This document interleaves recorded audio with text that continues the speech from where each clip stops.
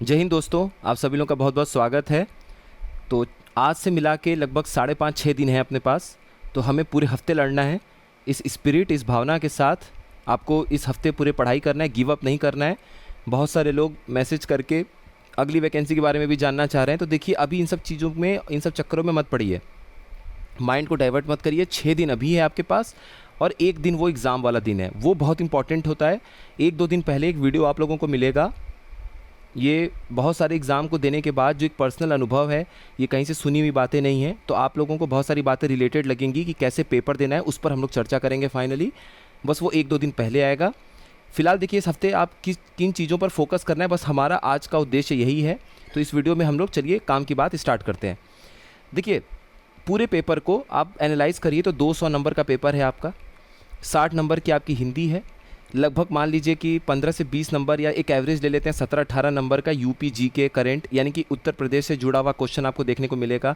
20 number या उससे अधिक आ गया तो एक अलग चीज़ है, लेकिन एक एवरेज हम अपना एक अनुमान लगाएं तो 15 से 18 हमें मिलना चाहिए। चलिए मान लीजिए 15 से 18 की रेंज में आप यूपी जीके और करंट सब कुछ मिलाकर रखते हैं। और रीजनिंग को आप मान लीजिए 12 से, रीजनिंग और मैथ्स मिला के 12 से 14 क्वेश्चन आप रखते हैं। तो एक एवरेज जब आप देखेंगे तो कहीं ना कहीं 90 से 92 क्वेश्चन के आसपास आप लोग होंगे। किन चीज़ों को मिला के? Hindi, UP GK, UP current और रीजनिंग मैथ्स। तो 200 में से 90 कितना हो गया? 45%। तो हम अपनी तैयारी को 45% और 55% में बांट सकते हैं। अब ध्यान दीजिएगा सारी चीज़ों को। और 200 नंबर का पेपर है तो 20 नंबर 10% हुआ और 2 नंबर 1% हुआ। तो 45% में कौन सी 3 चीज़ें आ गई? और ये 45% में पेपर का लगभग आधा हिस्सा उन चीज़ों से मिलकर बना है जिसका पीसीएस में बहुत रोल नहीं है। पीसीएस में हिंदी का रोल नहीं था, पीसीएस में मैथ्स रीजनिंग का रोल नहीं था, वो तो सीसेट में था, क्वालिफाइंग में। और आपका यूपी का बहुत ज़्यादा रोल नहीं होता है। तो यहाँ पर ये एक्स्ट्रा फैक्ट है, मतलब यहाँ पर ये एक्स्ट्रा एफर्ट वाला चीज़ है। ये एडवांटेज है आपके लिए। पीसीएस का बच्चा, अगर मान लीजिए यूपीएससी दिया है, बहुत सारे लोगों ने पीसीएस दिया है, आरओ भी भर दिया फॉर्म, चलो हिंदी थोड़ा सा पढ़ लिए काम हो जाएगा, तो वैसे काम नहीं होता है।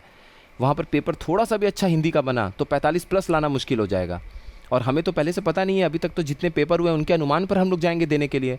तो इसीलिए सीरियस होके हिंदी, यूपी जीके, करंट और मैथ्स रीजनिंग जरूर पढ़िएगा। 2-3 दिनों में आपको वीडियो मिलेगा, करंट का एक कंबाइंड वीडियो मिलेगा, यूपी का भी एक 2 पार्ट में मिलेगा। लेकिन मेरा फिर भी आप लोगों के लिए यही सजेशन हमेशा रहता है कि इनको आप सप्लीमेंट की तरह लिया करिए। जैसे विटामिन लोग सप्लीमेंट खाते हैं, बट असली तो आपको फ़ायदा शाक सब्जियों से मिलता है। तो हरी शाक सब्जी की तरह आपकी अपनी पढ़ाई होती है, सप्लीमेंट का काम ये वीडियोज़ और चैनल्स के माध्यम से होता है कि जो कमी हो गई, रिवीजन करना हुआ, तो आपको वहाँ से मिल गया। तो 45% में आपको इन 3 चीज़ों पे फोकस करना है इस हफ्ते। किस पे? हिंदी, यूपी जीके करंट और रीजनिंग मैथ्स। अब हिस्ट्री और साइंस के चक्कर में इन तीनों पे नेगलेक्ट नहीं होना चाहिए, अनदेखा मत करिएगा, नहीं तो 45% छूट रहा है। अब मान लीजिए अब 55% पर आते हैं हम लोग, ठीक है? 55% पर आते हैं जिसमें सारे सिलेबस एक तरफ हैं। अब करंट अफेयर्स को उठाइए। मान लीजिए करंट अफेयर्स 20 से 30 क्वेश्चन आ गया, चलिए 25 आ गया, 30 आ गया, यानी कि 10 से 15% का रेंज हुआ ये। 10 से 15% आपको क्या दे रहा है? Current affair. 15% के आसपास मान लीजिए 30 क्वेश्चन आया तो 15%, 20 क्वेश्चन आया तो 10%। तो 10 से 15% आपका करंट अफेयर है। ज्योग्राफी भी मान लीजिए 20-22 क्वेश्चन हुआ तो 10% वो भी है। तो कितना पहुंच गए? लगभग 20 से 25% आप पहुंच गए अगला 55% में तैयारी में, करंट और ज्योग्राफी मिला के। पॉलिटी 10 क्वेश्चन है, 5% मान लीजिए, तो पॉलिटी भी आप थोड़ा बहुत देख लीजिएगा तो 30% के आसपास आपकी तैयारी हो गई। अगले 25% में 25-30% तैयारी हो गई। किसकी मिलाकर, किन 3 सब्जेक्ट को मिलाकर? पॉलिटी, ज्योग्राफी और जैसा कि हम लोगों ने अभी बात कर लिया, ठीक है, करंट अफेयर का। तो 3 चीज़ें यहाँ भी खत्म हो गई। अब क्या बचा? हिस्ट्री। अब क्या बचा? एग्रीकल्चर, मिसलेनियस, जिसको विविध आप लोग बोलते हैं हिंदी में, ये हो गया। और भी हमारा कुछ बच रहा है, इन्वायरमेंट ले लीजिए। चलिए ज्योग्राफी और इन्वायरमेंट को आप जब साथ में पढ़ने की कोशिश करेंगे तो वो 5-10% और हो जाएगा आपका। अब होगा क्या? देखिए, हिस्ट्री बहुत बड़ा है। हिस्ट्री में आएगा प्राचीन भारत, हिस्ट्री में आएगा मध्यकालीन भारत, हिस्ट्री में आएगा आपका आधुनिक भारत, मॉडर्न हिस्ट्री। मान लीजिए बहुत ज़्यादा क्वेश्चन आ गया, 30 से 35 क्वेश्चन, जो कि अब उम्मीद कम है कि इतना ज़्यादा क्वेश्चन आएगा, बट फिर भी स्टेट पीसेस का कुछ कहा नहीं जा सकता क्योंकि इतिहास से एक अलग प्रेम होता है। 30 क्वेश्चन का मतलब क्या हो गया कि 15% आएगा। 35 का मतलब कितना हो गया? लगभग 18% के करीब हो गया, क्योंकि 18 दूनी 36 होता है। तो 36 क्वेश्चन आएगा तो 18% आएगा, और 30 क्वेश्चन आएगा तो 15% आएगा। तो 15 से 18% आएगा हिस्ट्री। अब आप एक बात बताइए, क्या इस 15 से 18% की तैयारी के लिए जी जान झोंक देंगे 6 दिन और बाकी बाकी 85 से 82 से 85% नेगलेक्ट कर देंगे? बिल्कुल भी नहीं। अब इस 15 से 18% में भी, यानी इस 30 से 35 में अगर आया तो 30 से 35, कहीं 25 ही क्वेश्चन रह गया तो 12.5% हुआ, 12-13% होगा। 30 क्वेश्चन आएगा तब 15% होगा। इसमें से भी आप क्या कर सकते हैं, इसके 50% को टारगेट करिए, 50 से 60%। ये कैसे होगा? Easy to moderate. Easy to moderate question अगर आपके सही है हिस्ट्री में तो 50-60% आप ले जाएंगे।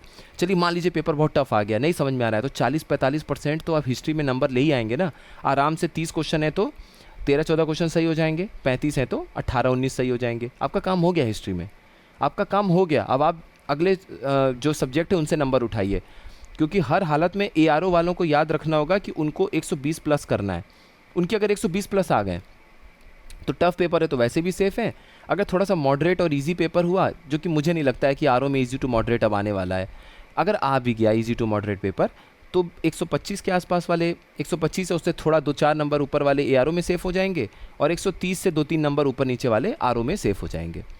अगर पेपर हार्ड आ गया तो इसमें से 5-6 नंबर और कम कर लीजिए, तब तो 115 के आसपास वाले ARO में सेफ़ हो जाएंगे। जैसे 2023 का पेपर था, जिनका भी 112-114 रहा होगा वो कट ऑफ उनका लगभग पहुंच गया था नंबर, और जिनका भी 122 के आसपास रहा होगा, 120, 121, 122, वो RO में क्लियर कर ले जाते हैं।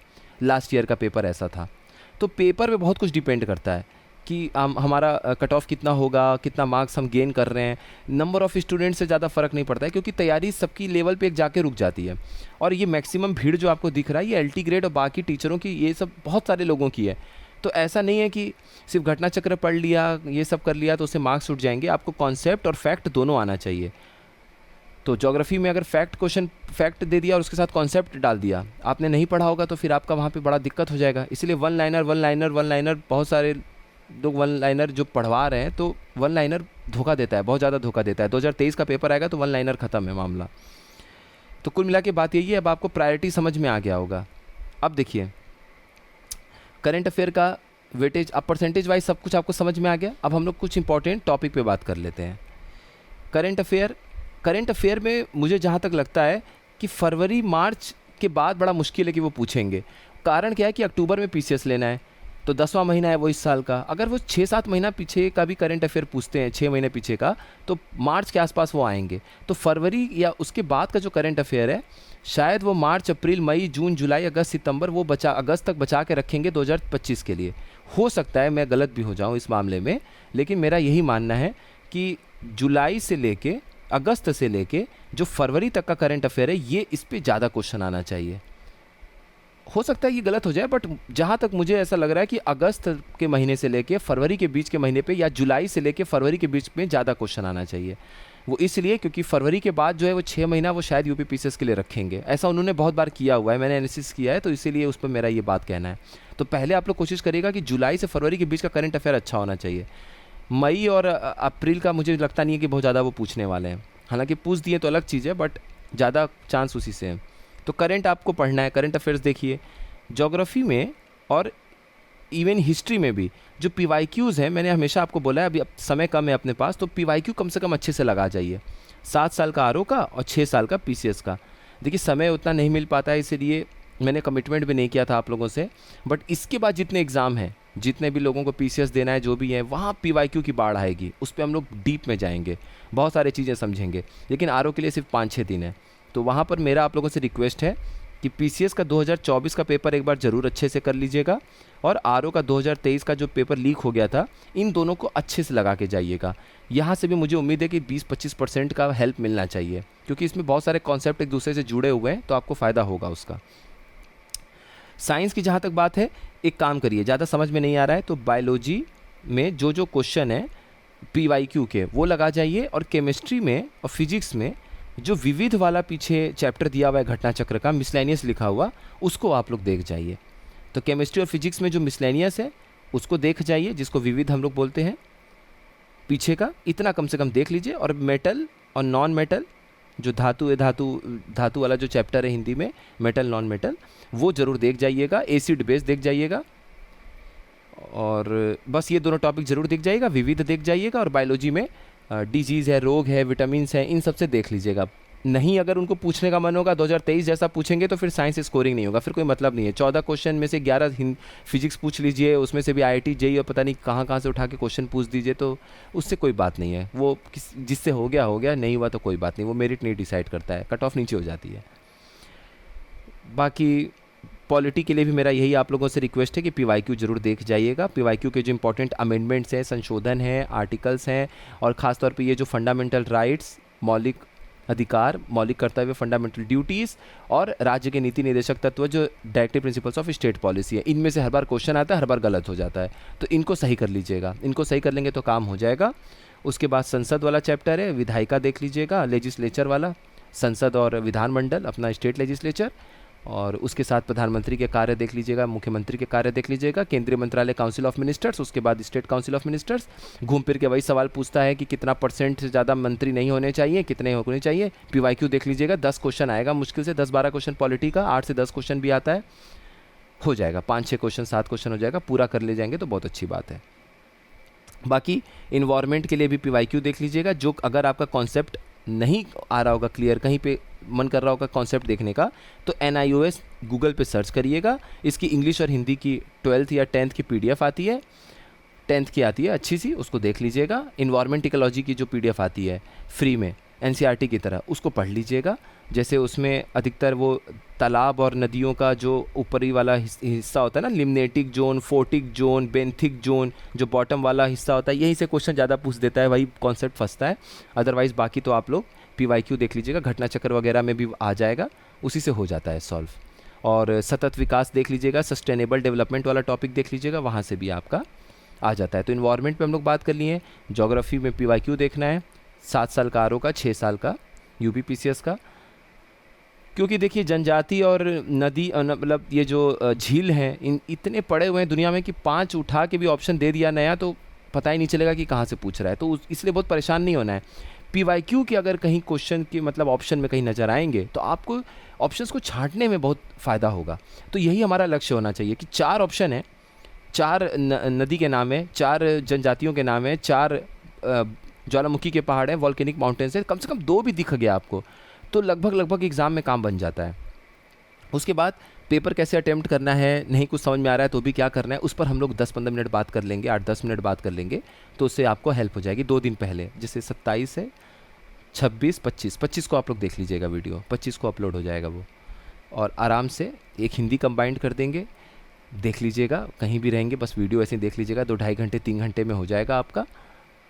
बाकी करंट अफेयर का एक कंबाइंड वीडियो मिल जाएगा, यूपी का एक कंबाइंड वीडियो मिल जाएगा, और जो इंपॉर्टेंट क्वेश्चन है हिस्ट्री, साइंस, उनमें से फैक्ट जो निकाला जा सकता है, उन फैक्ट्स पर आपको एक वीडियो मिल जाएगा। आराम से देखिएगा, कोई टेंशन लेने की ज़रूरत नहीं है।